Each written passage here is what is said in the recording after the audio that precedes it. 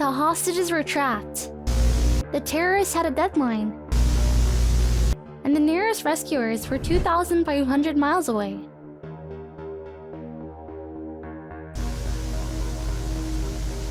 July 1976. More than 100 hostages are trapped inside an airport terminal in Uganda. Thousands of miles from home, guarded by terrorists, protected by soldiers from a hostile regime. And with every passing hour, their chances of survival are shrinking.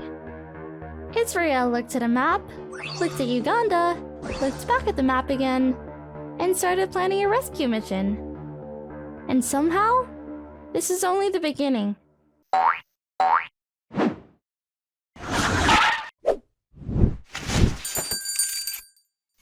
Welcome to Waifu History, where pronouns don't mean d***.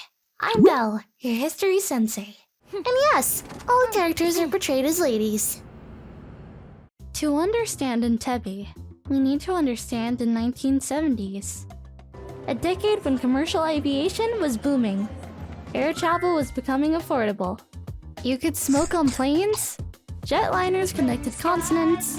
The world felt smaller than ever. Unfortunately, terrorists noticed that too. Let's just say airport security occasionally operated on the revolutionary principle of trusting people. Predictably, this created problems. By the mid-1970s, hijackings had become alarmingly common. Aircraft weren't just transportation anymore, they were bargaining chips. A hijacked plane guaranteed international attention. Every television station would cover it. Every government would notice. Every airline executive's butthole would clench. And every passenger on board became leverage. Flying on a plane was basically assisted suicide. It was perfect for severely depressed people that were too pussy to pull the trigger. Hey man, that's not cool. Which brings us to June 27, 1976, and Air France Flight 139. The flight began routinely enough. An Air France Airbus A300 departed Tel Aviv, Israel, for Paris, France, with a scheduled stop in Athens, Greece. Passengers boarded expecting a normal journey. Families, tourists, those savages that take off their shoes, people worrying about meetings, about vacation plans, and whether their luggage would arrive. Nobody was worrying about becoming part of military history. The flight landed in Athens. The Greek government had a pretty annoying policy when it came to terrorists. As long as you didn't harm Greek citizens, you were all set. Several additional passengers boarded.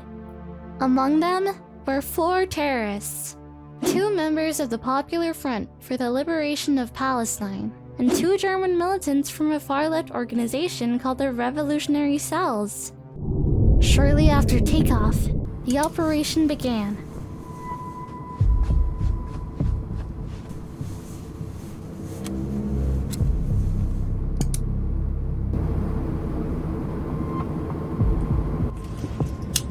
Nobody move!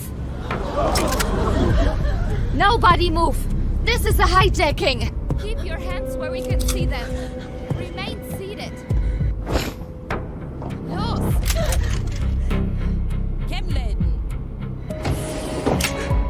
Anyone who moves will be shot. Autopilot. Fly south. Within minutes, Flight 139 was no longer a commercial airliner. It was a hostage crisis, with wings. The hijackers forced the aircraft south to refuel, in Benghazi, Libya, and continued to Uganda. Which raises an obvious question. Why Uganda? Well, because Uganda's leader was Idi Amin. And if there was one thing Idi Amin never did, it was make a situation simpler. Idi Amin was the military ruler of Uganda, a man whose list of self-awarded titles was so long, it sounded like someone had accidentally left a keyboard running. His Excellency, President for Life, Field Marshal, Al-Haji, Doctor, Heavyweight Champion of Uganda. Idi Amin Dada, Victoria Cross, Distinguished Service Order, Military Cross. Lord of all the beasts of the earth and fishes of the seas, conqueror of the British Empire in Africa in general and Uganda in particular. Commander-in-Chief of the Armed Forces, Chief of Staff, Chief Air Marshal, King of Scotland. He loved publicity, loved attention, loved appearing important on the world stage. Sound familiar, America?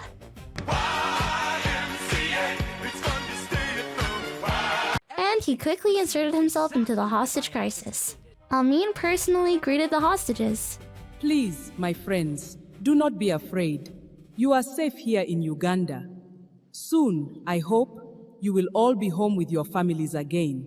Hakuna Matata! Make sure nobody leaves. Not exactly reassuring. The hostages were moved into the airport's old terminal building. And then, things became even darker. The terrorists began separating passengers. Many non-Israeli passengers would eventually be released. Most Israeli and Jewish hostages would remain behind. Jewish people can't really hatch a break, it seems. For many of those prisoners, the moment was chilling, not just because they were hostages, but because of what they were witnessing. Armed Europeans helping separate Jewish passengers from everyone else. 31 years after the end of World War II, history has a way of creating moments nobody wants to see repeated. As days passed, conditions worsened. The hostages slept on floors, shared limited facilities, lived with constant uncertainty. And every day brought the same terrifying question. Would the next day be their last? Meanwhile, Amin continued appearing before cameras, smiling, making statements, presenting himself as a mediator. Amin didn't just tolerate the hijackers, he welcomed them. One of Amin's closest political allies was PLO chairman Yasser Arafat. The two shared a mutual hostility towards Israel, and Amin openly backed the Palestinian cause throughout the 1970s. The terrorists then used their demands. Dozens of prisoners held in Israel and elsewhere must be released. If not, hostages would begin dying. The deadline was set, and the clock started ticking. If this was an episode on a TV show, there would be a commercial for a pharmaceutical product right about now. For mild or severe cases of anal warts, consult your doctor. Back in Israel, leaders faced a nightmare. Oi, Geva. Negotiate and encourage future hijackings, refuse, and risk executions.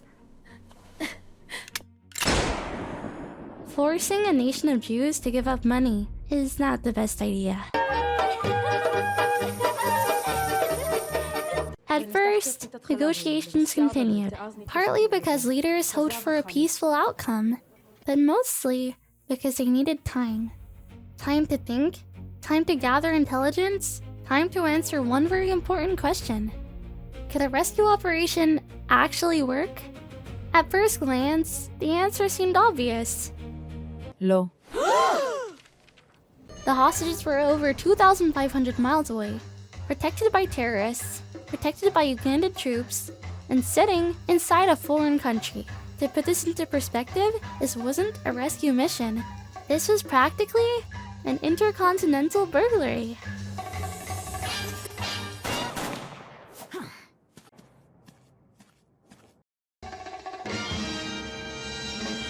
Yet something remarkable began happening. Intelligence started arriving, released hostages were interviewed, airport layouts were described, guard positions were identified. Leaders had time to study hostage rescue movies. You gotta ask yourself a question. Do I feel lucky? Do ya, punk?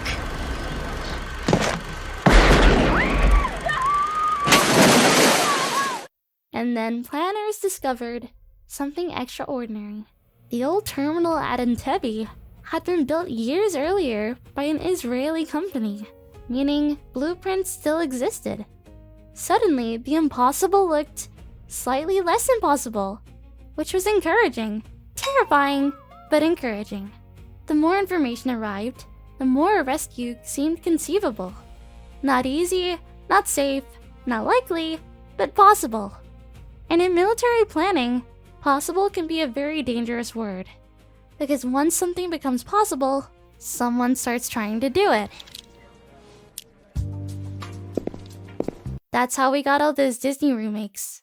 Just because it can be done, doesn't mean it should be done. The mission now had a chance. A small chance, but it was a chance.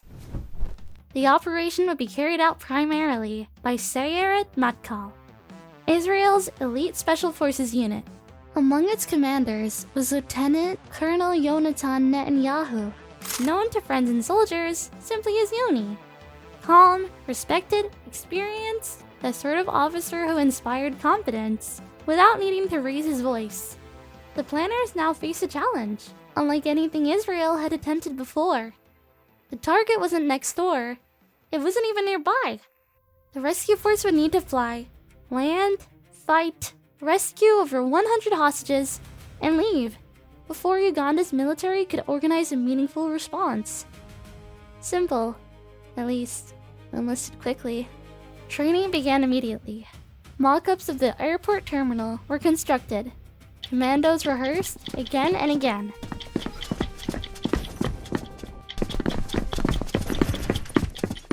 It was like practicing for a school play, except the audience wasn't friends or family. It was pissed off terrorists with itchy trigger fingers. And a thirst for virgins in heaven. Every movement, every doorway, every hallway, every second, because once they arrived in Uganda, there would be no opportunity to ask for a do-over. Then came one of the most famous ideas in special operations history, the Mercedes.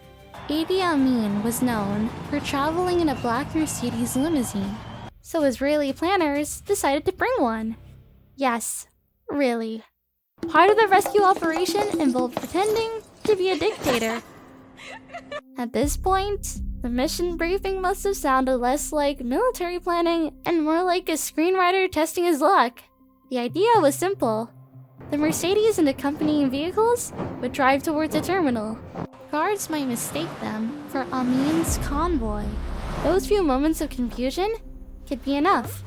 At that point, they would storm the terminal, kind of like storming the DC Capitol building, except more exciting. Golly!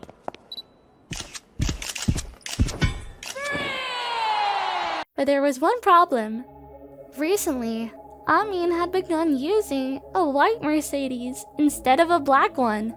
Unfortunately, nobody informed the plan. History is full of dramatic moments. This might be one of the few where success partially depended on outdated automotive preferences. Still, the mission moved forward because there was no better option, and time was running out. See you in part 2.